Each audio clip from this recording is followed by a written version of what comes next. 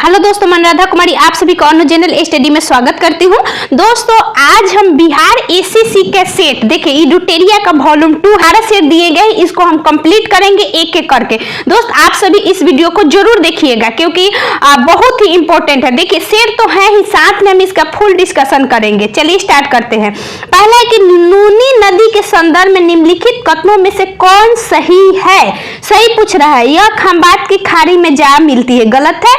यह बहकर कच्छ की खाड़ी में जा मिलती है। यह पाकिस्तान से बहते हुए सिंधु नदी के एक सहायक नदी में विलीन हो जाती है। यह कच्छ की रन के दलदली में लुप्त हो जाती है। देखिए इसमें तीनों गलत है। यह कच्छ की रन के दलदली में लुप्त हो जाती है, यानी जाते जाते अंदर ही समाहित हो जाती है और पता ही नहीं चलता है। ठीक है, देखिए इसका मुख्यतः लंबाई 320 किलोमीटर होता है, लेकिन टोटल लंबाई देखिएगा तो 450 किलोमीटर है। यानी कच्छ की रन यह जो अरावली पर्वत श्रेणी है उसमें नाग, उसका नाग नाम है, नाग श्रेणी से यह निकलती है। ठीक है, और वहां से निकलने के बाद इसकी टोटल लंबाई अगर देखा जाए तो दिखाई देती है 320 किलोमीटर, और जब लुप्त हो जाती है सारे लेकर वो हो जाती है 450 किलोमीटर। ठीक है, और यह बालतोरा के नीचे इसका जल क्या होती है, खारा हो जाता है। यानी जो हमारी लूनी नदी है इसमें खारा और मीठा दोनों प्रकार के जल पाए जाती है। ठीक है, इसकी सहायक नदी मुख्यतः हमेशा आता है सकरी और जवाई, सकरी और जई। तो देखिए सकरी कैसे याद रखना है, सकरी यानी हम ना कहते हैं कि सकरी मतलब जहां पे जगह कम हो उसमें संकरी हम लोग कहते हैं। तो यानी जहां लुप्त हो जाती, घुस जाती है अंदर कच्छ की रन में, यानी सकरी यानी बहुत ही कम जगह होता है तो सकरी हो जाते हैं और जवाई। अगले हमारा कि पृथ्वी के निकटतम ग्रह है, यानी पृथ्वी के सबसे निकटतम ग्रह कौन सा है दोस्तों, तो यह शुक्र है, क्योंकि हम लोग जानते हैं बुध शुक्र पृथ्वी मंगल। ठीक है, तो शुक्र होता है। ठीक, इसको पृथ्वी की बहन भी कहा जाती है, यह भोर और सुबह का तारा भी कहा जाता है। ठीक है, और इसमें कोई उपग्रह नहीं होती है, बुध और शुक्र में किसी प्रकार का उपग्रह नहीं होता है। अगला है कि विषुवत रेखा निम्नलिखित में से किस देश से होकर नहीं गुजरती है। मोस्ट इंपोर्टेंट, देखिए विषुवत रेखा 12 देशों से होकर गुजरती है। ठीक है, विषुवत रेखा। अब वही पूछे मकर रेखा तो 10 देशों से होकर गुजरती है, हमेशा पूछता है। तो देखिए विषुवत रेखा जो गुजरती है वह मुख्यतः गुजरती है दोस्तों 12 देशों से, जिसमें केन्या भी आता है, सोमालिया आता है, मालदीव आता है। ठीक है, और एक कांगो गणराज्य होता है, एक लोकतांत्रिक कांगो गणराज्य होती है। फिर इसके अलावा सोमालिया होता है, इंडोनेशिया होता है, किरबाती होता है। ठीक है, लेकिन बोत्सवाना नहीं होता है, याद रखना है बोत्सवाना नहीं होता है। Option number D. अगले कि निम्नलिखित में से कौन अवसादी चट्टान नहीं है। देखिए अवसादी चट्टान का मतलब होता है कि जो जीवाश्मों से बनती है, यानी पेड़ पौधा जंतु ये सब के अंदर धंसने के कारण कई वर्षों बीतने पर इन चट्टान का निर्माण होता है। किस चट्टान का, अवसादी चट्टान का। ठीक है, तो अवसादी चट्टान इनमें से कौन नहीं है। देखिए बलुआ पत्थर अवसादी चट्टान है, नमक का चट्टान भी है, डायोराइट जो है, अकाल कांग्लोमरेट जो है ये भी अवसादी चट्टान है, लेकिन डायोराइट नहीं है। डायोराइट जो है यह आग्नेय चट्टान है। ठीक है, याद रखिएगा आग्नेय चट्टान। इसके अलावा बलुआ पत्थर के अलावा चूना पत्थर भी है। ठीक है, और सेलखड़ी भी एक आता है जो अवसादी चट्टान है। ठीक है, चाहे अवसादी चट्टानों से ही जो हम लोग पढ़ते हैं कि जैसे पेट्रोलियम वगैरह होती है वह निकलती है। ठीक है, भारत की समुद्री सीमा के संबद्ध देश कितने हैं, यानी सटे देश कितना है, इसका मतलब हुआ तो भारत के समुद्री सीमा से दोस्तों 7 देश सटते हैं। ठीक है, 7 देश याद रखना है कौन कौन। सबसे पहले हम लोग जानते हैं कि भारत के समुद्री सीमा यानी जल सीमा की कुल लंबाई है 7516.5 किलोमीटर। ठीक है, यानी 15 आता है लगभग। तो याद रखिएगा इसमें होती है पाकिस्तान होती है, जल से सीमा से आजाद करती है, पाकिस्तान है, मालदीव है, श्रीलंका है, इसके अलावा बांग्लादेश भी है। ठीक है, और म्यांमार भी है, थाईलैंड भी आता है और इंडोनेशिया भी है। ठीक है, इंडोनेशिया का सुमात्रा जो हम लोग पढ़ते हैं, तो इससे 7 देश जो होती है सीमा साझा करती है जलीय। ठीक है, जलीय में जैसे कि अंडमान निकोबार जब आ जाता है ना, जैसे मैप देखिएगा तो इधर अंडमान निकोबार, तो यहाँ थाईलैंड होती है जो सीमा साझा करती है। ठीक है, और इधर आपका मालदीव है जो लक्षद्वीप से सीमा साझा करता है, इधर म्यांमार है, इसलिए सभी आ जाते हैं। ठीक है, और देखिए मुख्यतः 3 जो होती है, यानी कहा जाए तो 3 जो होती है हमारा तीन देश जो जलीय और स्थलीय दोनों सीमा साझा करती है। इसमें होती है पाकिस्तान, होती है बांग्लादेश, होती है, ठीक है, हमेशा पूछता है, और एक म्यांमार होती है, ठीक है, म्यांमार।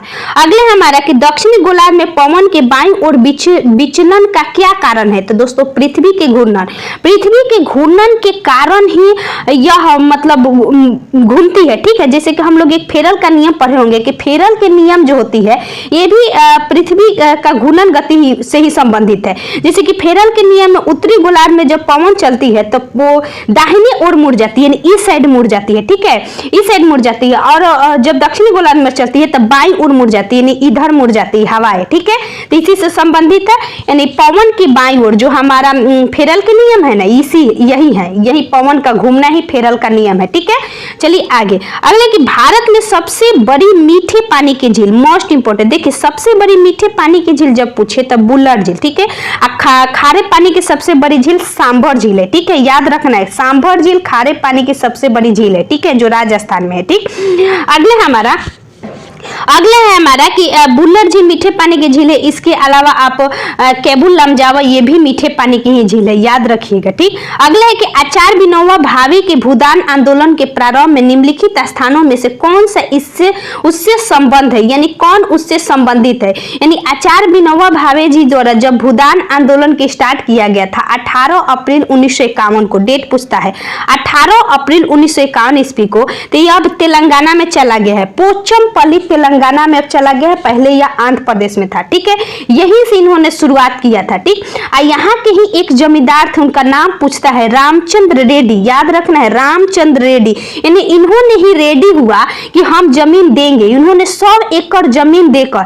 भूदान आंदोलन का मतलब ही होता है भूमि दान देना, जिनका भूमि नहीं था ना, यानी स्वतंत्रता के आंदोलन के बाद जब हुआ कि बहुत लोग भूमिहीन हो गए, उन लोगों को भूमि एकत्रित करके प्रदान करना, ठीक है।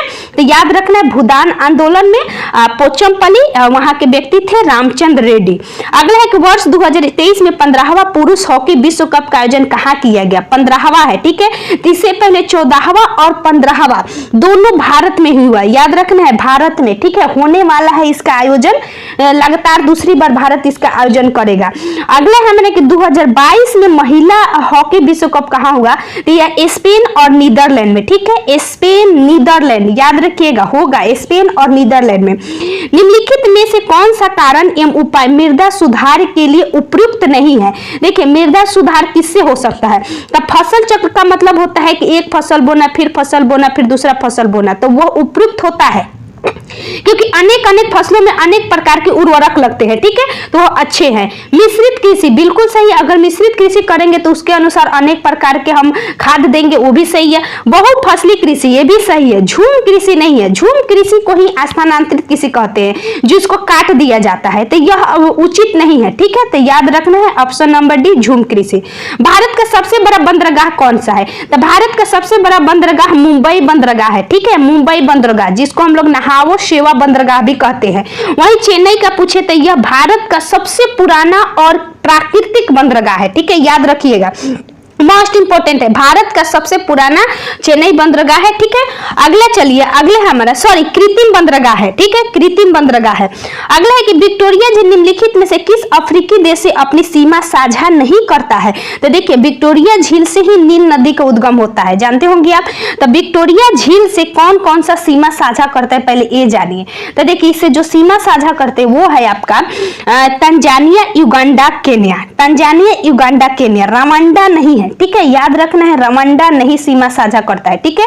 वहीं विक्टोरिया झील जो होती है दोस्तों, यह अफ्रीका की सबसे बड़ी झील है, ठीक है, मतलब दूसरी सबसे बड़ी झील है, ठीक है, और विश्व की दूसरी सबसे बड़ी मीठे पानी की झील है। वहीं प्रथम पूछे तो सुपीरियर झील, आप सभी जानते हैं कि सुपीरियर झील, ठीक है, तो ये हमारा हो गया युगांडा, तंजानिया, केन्या से विक्टोरिया झील सीमा साझा करता है। इसी झील से विश्वत रेखा गुजरती है, ठीक है, ये भी बनता है कि विश्वत रेखा कहां से गुजरती है? इसी झील से गुजरती है, ठीक है। अगला है कि बिहार के किस जिलों को वर्मी कंपोस्ट का जनक माना जाता है? वर्मी कंपोस्ट का जनक तो यह होता है दोस्तों बेगूसराय, ठीक है। वर्मी कंपोस्ट का जनक बेगूसराय को इसलिए माना जाता है क्योंकि 2000 में एक व्यक्ति थे RK सुहानी के पहल पर पहली बार इसको बेगूसराय को घोषित किया गया था। ठीक है, चलिए अगला चलते हम लोग। निम्नलिखित में से कौन सा बाघ अभयारण्य अरुणाचल प्रदेश में है? देखिए बाघ अभयारण्य आप जरूर याद कर लीजिएगा। तब पंखुई वन्यजीव अभयारण्य अरुणाचल प्रदेश में। ठीक है, वहीं ओराम पुसेत असम में, डम्फा मिजोरम में, इंद्रावती छत्तीसगढ़ में। अगला है कि जैन धर्म के बारे में असत्य कथन क्या है? तो देखिए जैन धर्म के बारे में असत्य कथन बोल रहा है, तो जैन धर्म में ईश्वर की मान्यता नहीं है। असत्य कथन पूछ रहा है। जैन धर्म में आत्मा की मान्यता नहीं है। महावीर पुनर्जन्म एवं कर्माद में विश्वास करते थे। सही है, सभी कथन सत्य है। तो देखिए इसका आंसर हो जाएगा जैन धर्म में आत्मा का मान्यता नहीं है। यह गलत है, क्योंकि जैन धर्म में आत्मा की मान्यता है। ठीक है, आत्मा की मान्यता था। ठीक है, और महावीर पुनर्जन्म एवं कर्मवाद पर विश्वास करते थे। ठीक है, वहीं आपका पूछे बौद्ध धर्म में, तो उसमें आत्मा की मान्यता नहीं था। ठीक है, बौद्ध धर्म में नहीं था, लेकिन जैन धर्म में विपरीत था। अगले एक निम्नलिखित में से कौन सी सभ्यता अपने नगर नियोजन के लिए प्रसिद्ध है? तो यह है सिंधु घाटी सभ्यता। सिंधु घाटी सभ्यता नगर नियोजन के लिए प्रसिद्ध था, यानी यहाँ पे शहरी व्यवस्था थी। ठीक है, यानी शहरी। वहीं आप वैदिक सभ्यता देखिएगा तो ग्रामीण हो जाता है। ठीक है, तो सिंधु घाटी सभ्यता के दो प्रमुख नगर होते हैं, हड़प्पा और मोहनजोदारो। देखिए हड़प्पा की पहली बार खोज हुआ था 1921 में, इसलिए इस सभ्यता को हड़प्पा सभ्यता भी कहा जाता है। ठीक है, तो सिंधु घाटी सभ्यता। निम्नलिखित में से किस वंश का शासक सबसे दीर्घकालीन था? यानी इन सभी में। तो देखिए आप जानते हैं गुलाम वंश, खिलजी वंश, तुगलक वंश, लोदी वंश, ये सभी वंश जो है दिल्ली सल्तनत पर स्थापित वंश है। तो गुलाम वंश की स्थापना 1290 में 1206 से 1290 तक है। ठीक है, खिलजी वंश का 1290 से 1320 है।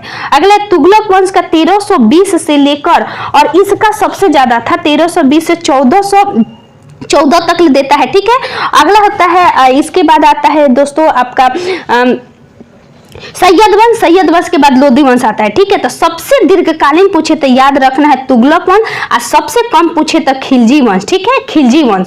अगले अब्दुल रजाक ने विजयनगर साम्राज्य की यात्रा किसके शासनकाल में किया था? तो यह किए थे देवराय द्वितीय के। ठीक है, वहीं डोमिनिक बारबोस पूछे तो याद रखना है पुर्तगाल के थे लोग, वो लोग कृष्ण देवराय के समय में आए थे। ठीक है, तो कृष्ण देवराय द्वितीय, अब्दुल रजाक देवराय द्वितीय। सुजाउद्दौला और शाह आलम द्वितीय ने रॉबर्ट क्लाइव के साथ इलाहाबाद की संधि पर हस्ताक्षर कब किया था?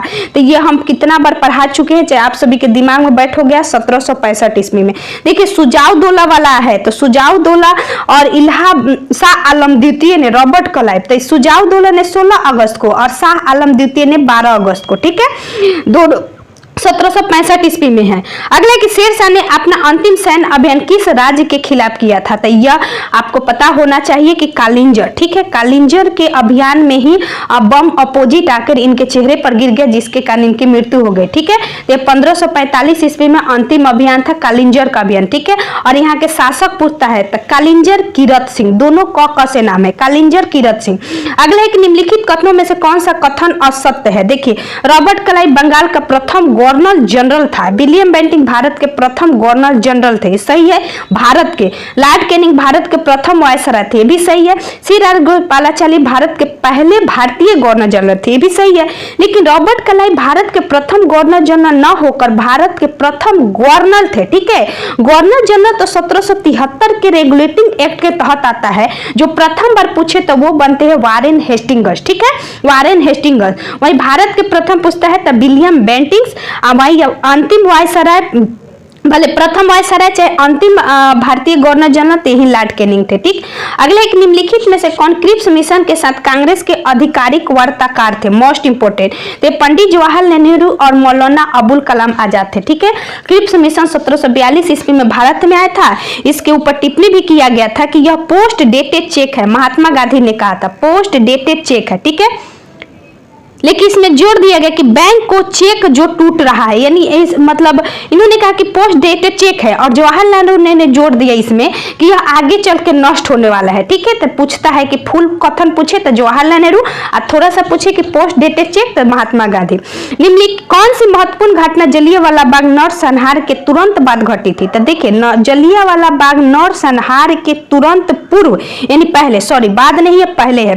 तो देखिए जलियांवाला बाग के पहले हुआ था रॉलेट एक्ट। रॉलेट एक्ट के घटना के कारण यह आया था मार्च 1919 ईस्वी में। ठीक है, और इसी के विरोध में गांधी जी ने 6 अप्रैल 1919 ईस्वी को देशव्यापी हड़ताल करवाया। ठीक है, आयोजन हुआ। इसी के ये 13 अप्रैल को सैफुद्दीन किचली एवं सतपाल को गिरफ्तार कर लिया गया। दोनों पंजाब के थे। इन्हीं के लिए वहां पे वार्तालाप चल रहा था। तो जलियांवाला बाग हत्याकांड जनरल डायर ने इस पर नरसंहार करवा दिया और वहां पे लोगों की बहुत असंख्यक मृत्यु हो गई। ठीक है, तो रॉलेट एक्ट का पहले बना। ठीक है, रॉलेट एक्ट। आजाद हिंद फौज की स्थापना का श्रेय किसे दिया जाता है? तो रास बिहारी बोस को। मोस्ट इंपोर्टेंट है, याद रखिएगा।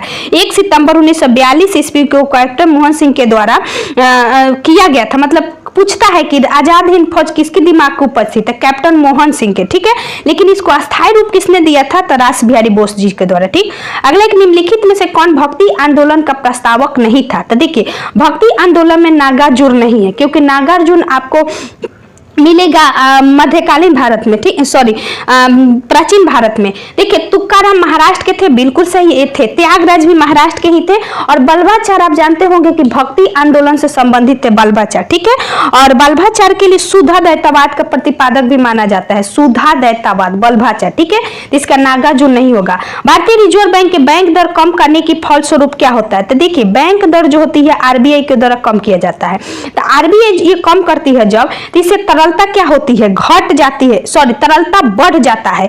यानी बैंक दर जैसे घटेगा, मान लीजिए कि बैंकों से हम लोग को दर कम मिलने लगा, तो हम क्या करेंगे? ज्यादा पैसा उठाएंगे। तो ज्यादा पैसा उठाएंगे तो मार्केट में ज्यादा पैसा होगा। तो ज्यादा पैसा होगा तो क्या हो जाएगा? बाजार की तरलता क्या हो जाएगी? बढ़ जाएगी। यानी ज्यादा पैसा होगा तो ज्यादा कार्य करेगा। ठीक है, तो याद रखना है, बाजार की तरलता बढ़ जाती है। यह जो आती है अस्फीति एवं अस्फीति के जो होती है, जैसे कोई मुद्रा स्फीति पढ़ते हैं तो उसमें बैंक दर को क्या किया जाता है? बढ़ाया जाता है। ठीक है, ताकि लोग पैसा न उठाए। ठीक है, और महंगाई कम हो। ठीक, लेकिन इसमें क्या होता है अस्फीति में कि बैंक दर को कम किया जाता है कि लोग पैसा उठाए। ठीक है, तो याद रखना है 26 का ये। अगला गन्ने की उचित एवं लाभप्रद कीमत FRP निम्नलिखित में से कौन सा अनुमोदित करता है? मोस्ट इंपोर्टेंट, देखिए गन्ने के लिए हमेशा पूछता है, तो गन्ना के लिए हो जाएगा आर्थिक मामलों की मंत्रिमंडल समिति करता है। ठीक है, आर्थिक मामलों के मंत्रिमंडल समिति करता है। वही पूछिए आपका कि जो रबी फसल होती है, खरीफ फसल होती है, तो उसके लिए कृषि लागत एवं मूल्य आयोग द्वारा किया जाता है। ठीक है, कृषि लागत एवं मूल्य आयोग द्वारा किया जाता है, जिसको हम लोग न्यूनतम समर्थन मूल्य भी कहते हैं। ठीक है, तो याद रखिएगा FRA जो होती है वो आपको गन्ने के लिए होता है और वो आर्थिक मामलों के मंत्रिमंडलीय समिति करती है। लेकिन जो रबी फसल होती है, खरीफ फसल होती है, उसके लिए कृषि लागत एवं मूल्य आयोग द्वारा किया जाता है। आगे चलते हैं कि बाजरा का सर्वाधिक उत्पादन राज्य है। तो देखिए, बाजरा का सर्वाधिक उत्पादन हमेशा राजस्थान ही रहता है और राजस्थान इस बार भी है। इसके बाद उत्तर प्रदेश आता है। क्रिस्टलीकरण निम्न में से किसका उदाहरण है? तो मोस्ट इंपोर्टेंट, यह भौतिक परिवर्तन का उदाहरण है। ये नहीं याद कर लीजिएगा कि क्रिस्टलीकरण एक रसायन से संबंधित है, रासायनिक परिवर्तन नहीं, यह भौतिक परिवर्तन होता है। ठीक है, जल विद्युत उत्पादन किस सिद्धांत पर कार्य करती है? तो देखिए, जल विद्युत उत्पादन दोनों सिद्धांत पर कार्य करती है। एक तो गुरुत्वीय स्थितिज ऊर्जा पर भी और ऊर्जा संरक्षण सिद्धांत पर भी करती है। ठीक है, यह मोस्ट इंपोर्टेंट है, दोनों सिद्धांत पर कार्य करती है जल विद्युत उत्पादन। निम्नलिखित में से कौन सी मूल भौतिक राशि नहीं है? तो देखिए, मूल भौतिक राशि में 7 होती है, जिसमें होती है लंबाई होती है, सबसे पहले तो द्रव्यमान होता है, उसके बाद में लंबाई होती है, विद्युत धारा होती है, ज्योति तीव्रता होती है, पदार्थ का मोल होते हैं। ठीक है, और इसके अलावा समय होती है, ताप होती है। ठीक है, तो ये 7 होती है। लेकिन वेग जो होते हैं ना, यह भौतिक राशि के मूल मात्रक नहीं है। ठीक है, यह क्योंकि यह व्युत्पन्न जो आधारित होती है मूल मात्रकों से ही बनता है, तो यह मूल मात्रक नहीं है। 7 है, याद रखना है। निम्न में से किस बल के कारण दूध से क्रीम को पृथक किया जाता है? तो दूध से पृथक करना है अपकेंद्रीय बल।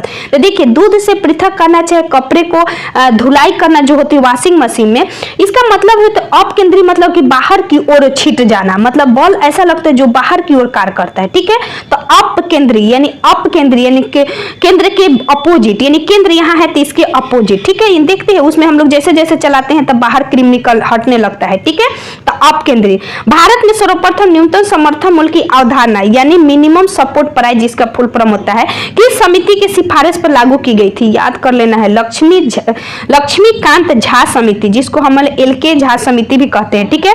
तो 1956 ईस्वी में आया था।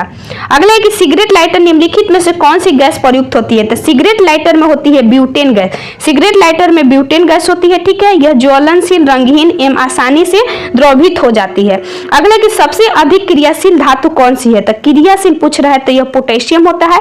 अब वही क्रम से पूछे तो देखिए सबसे ज्यादा पोटेशियम होता है, तब सोडियम होती है, तब कैल्शियम होती है, तब मैग्नीशियम होता है, ठीक है। तो सबसे ज्यादा क्रियाशील होती है पोटेशियम, जिसका परमाणु संख्या 19 होता है।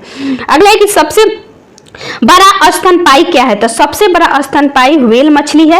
व्हेल मछली को कहा जाता है कि जो इसकी वजन होती है लगभग 180 मीट्रिक टन से भी अधिक हो सकता है और 33 मीटर लंबा से अधिक लंबाई हो सकती है, ठीक है। तो याद रखना है सबसे बड़ा स्तनपायी।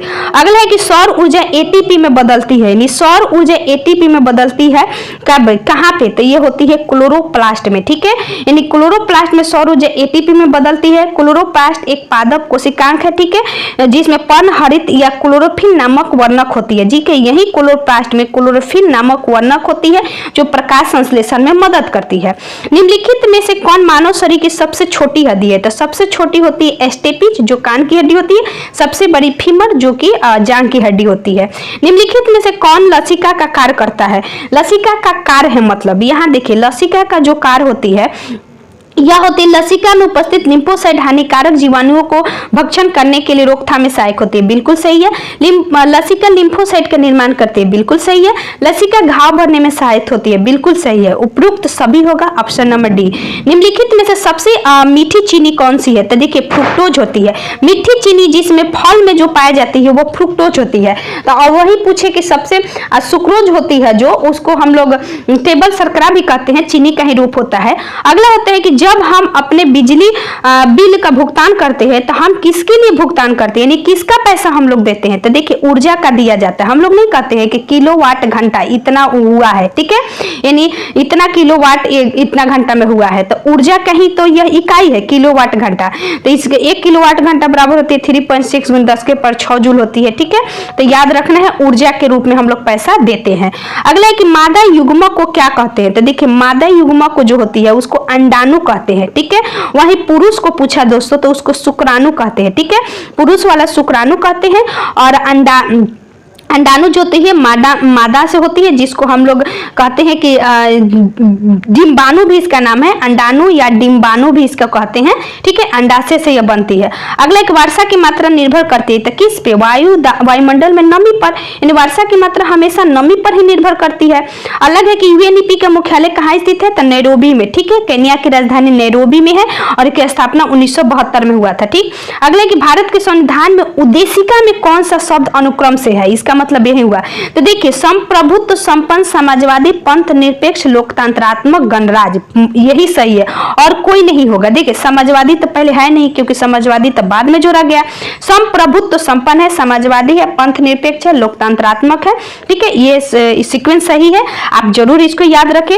इसमें पूछता है कि कितने प्रकार के न्याय है? तो 3 प्रकार के न्याय, स्वतंत्रता 5 प्रकार की, अब बंधुत्व 2 प्रकार के होते हैं, समानता 2 प्रकार का होता है, ठीक है। तो 3 न्याय 5 स्वतंत्रता।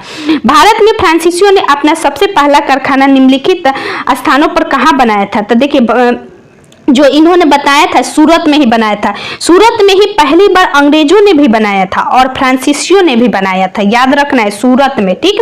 और सूरत में जो है इन्होंने अपना जो कारखाना बनाया था 1664 ईस्वी में कोलबर्ट के द्वारा फ्रांसीसी कंपनी की स्थापना किया गया था।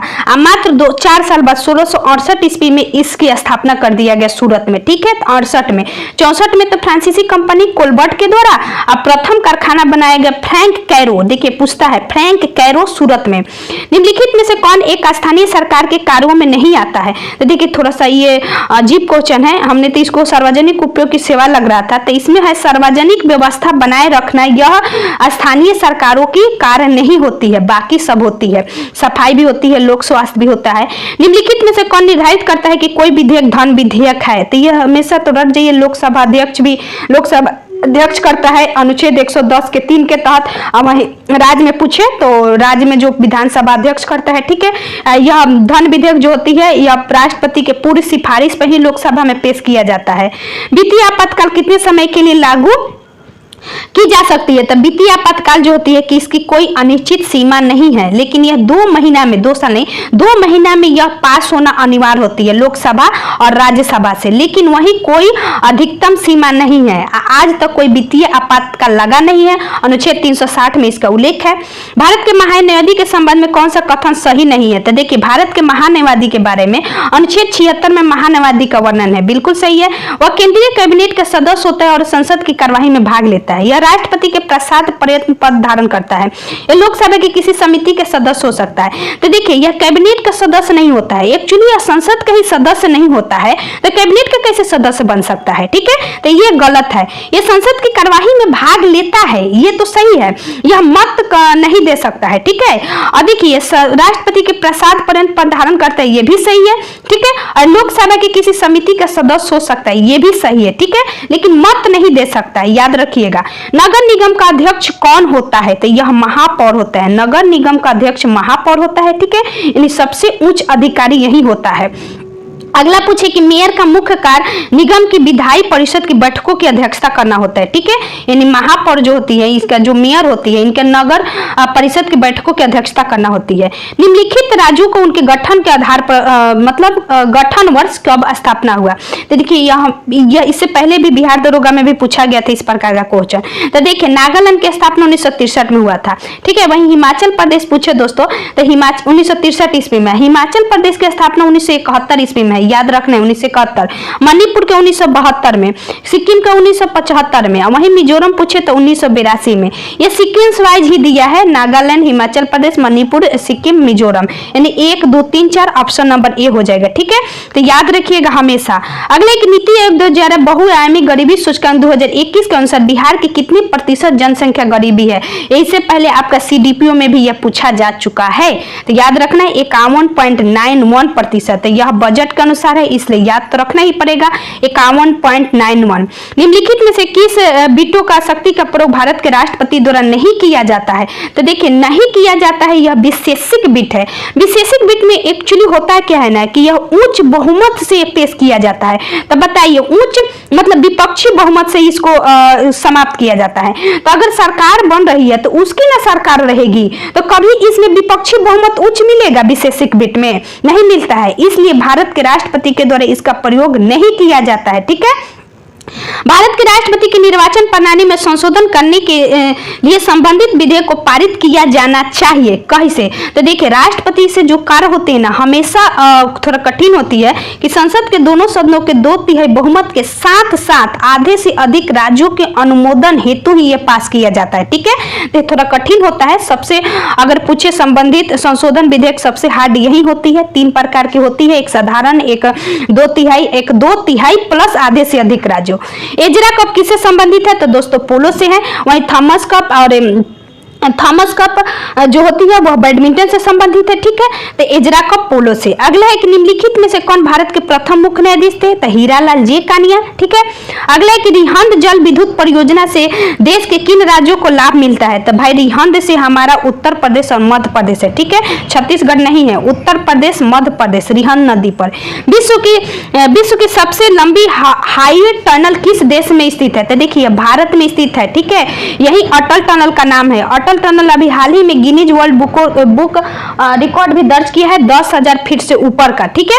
तो याद रखना है हाईवे टनल यही है अटल टनल, अटल सुरंग जिसको कहते हैं। इसकी टोटल लंबाई 9.02 किलोमीटर है, याद रखना है, ठीक है।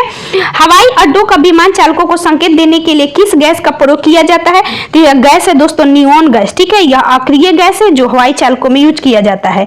50 डिग्री सेल्सियस कितने फ़ारेनहाइट के बराबर होती है? तो आप एक फॉर्मूला जानते होंगे, C/5 F - 32/9। एक और होता है K - 273/5, ठीक है। तो इस पे जब रख दीजिएगा ना, यानी C/5, तो C का मान कितना है 50, तो 50 जैसे आप रखिएगा तो 5 से काटिएगा तो 10 आ जाएगा, ठीक है, 10 आ जाएगा, यानी इधर 10 अगर हमारा है तो हम जस्ट इधर करेंगे तो 1 माइनस 32 अब 9 9 इसमें करिएगा तो 90 और 90 में 32 जोड़िएगा तो 132 हो जाएगा। ठीक है, तो यहाँ हो जाए 122 हो जाएगा, तो इसका ऑप्शन नंबर बी हो जाएगा। ठीक है, 61 का। अगला एक निम्नलिखित में से कौन से एक शंघाई सहयोग संगठन का सदस्य नहीं है? तो देखिए शंघाई सहयोग संगठन में 8 सदस्य है, इसमें यूक्रेन नहीं है। ठीक है, यूक्रेन नहीं है, इसमें सारे तान वाले लगभग है। जैसे कि आप देखिए कैसे, एक तो रूस है 8 में, एक तो रूस है, ठीक है, एक चीन है। उसके बाद आपको याद रखना है एक है पाकिस्तान, इसमें भी तान है, उज्बेकिस्तान इसमें भी तान है, लास्ट में ताजिकिस्तान इसमें भी तान है, कजाकिस्तान इसमें भी तान है, किर्गिस्तान इसमें भी तान है। ठीक है, इसके अलावा एक बच जाता है दोस्तों तुर्कमेनिस्तान, यही बच जाता है, तुर्कमेनिस्तान इसमें नहीं है, बाकी सभी 5 तान वाले हैं। एक भारत है, एक चीन है और एक रसिया है। 3 गो इंग्लिश जोड़ दीजिए, अब 5 गो तान वाले। ठीक है, और तुर्कमेनिस्तान को छोड़ दीजिएगा। अगला है हमारा कि बाल्को एल्युमिनियम कंपनी का अवधारणा किस देश की सहायता से है? तो यह सोवियत संघ रूस के लिए, सोवियत संघ रूस 1965 ईस्वी में इसका स्थापना हुआ था। ठीक है, कोरबा में इसका मुख्यालय है। फीफा अंडर 17 विश्व कप का आयोजन 2022 में कहां होगा? तो भारत में होगा। इसका शुभंकर इभा, इभा का मतलब ही होता है महिला शक्ति को दर्शाता है, इभा इभा। ठीक है, यह भारत में होगा, यह भुवनेश्वर, गोवा, मुंबई में आयोजित किया जाएगा। ठीक है, याद रखना है। वर्ष 2021 के लिए 97वां ज्ञानपीठ पुरस्कार दामोदर मोइजो को किस भाषा के लिए दिया गया? तो देखिए दामोदर मोइजो जी को कोंकणी भाषा के लिए दिया गया। वहीं दोनों भाषाओं को 2021 में घोषणा हुआ। ठीक है, एक 56वां एक 57वां। तो 56वां जो होगा वो हमारा था नीलमणि फुक्कन, फुक्कन जी को, यह असमिया भाषा से थे। ठीक है, और वही पूछे ज्ञानपीठ पुरस्कार 97वां था दामोदर मोइजो को कोंकणी। ठीक है, भारत सरकार ने किस वर्ष दूसरे पिछड़ा वर्ग आयोग का गठन किया था? तो याद रखिएगा 1979 ईस्वी में। इसके बाद देखिए इसके पहले 1977 ईस्वी में जब बने थे मोरारजी देसाई, इन्हीं के द्वारा सिफारिश करके 1979 ईस्वी में इसका गठन हुआ।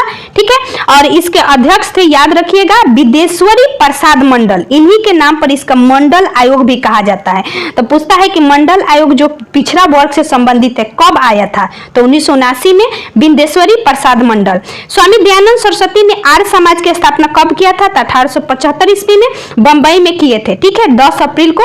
1877 के बाद पूछता है कि इसका मुख्यालय कहां स्थानांतरित हो गई? तो लाहौर में। ठीक है, यानी मुंबई में भी चल रहा था, फिर लाहौर में भी चलने लगा। ठीक है, दूसरा इसका मुख्यालय। तो दयानंद सरस्वती 1875। निम्नलिखित में से कौन जायद की फसल है? तो जायद का मतलब जो अभी अभी पैसा मिल जाए, तो ककड़ी एम खीरा। ठीक है, ककड़ी एम खीरा यह जून के बाद बोया जाता है, अगस्त के पहले काट लिया जाता है, यानी 2-3 महीने के लिए मुख्य फसल होती है। ठीक है, तो ककड़ी एम खीरा, इसमें भारत प्रथम स्थान पर आ गया है दोस्त, याद रखिएगा। वर्तमान में भारत के मुख्य चुनाव आयुक्त कौन है? तो वर्तमान में भारत के मुख्य चुनाव आयुक्त राजीव कुमार बन गए हैं। इसके पहले सुशील चंद्रा थे जो कि अब हट गए हैं। ठीक है, तो बन गए हैं 25वें बन गए हैं, कौन सा? याद रखना है आपको, राजीव कुमार। ठीक है, 25वें। आर्थिक सर्वेक्षण 2021-22 के अनुसार कृषि एवं संबंध क्षेत्रों में वर्ष 2021-22 में कितने प्रतिशत की दर से वृद्धि दर्ज करने का अनुमान है? यानी कृषि क्षेत्र में, यानी प्राथमिक क्षेत्र में। तो याद रखिएगा 3.9%, इससे पहले जो थे 3.76%। ठीक है, तो 3% ज्यादा बढ़ने का अनुमान है। और याद रखिएगा मोस्ट इंपोर्टेंट है दोस्त, आप सभी को अच्छा लगे तो प्लीज वीडियो को जरूर शेयर कीजिएगा। इसी प्रकार हम जीके जीएस का जितना है उतना को डिस्कशन करेंगे। Thank you so much.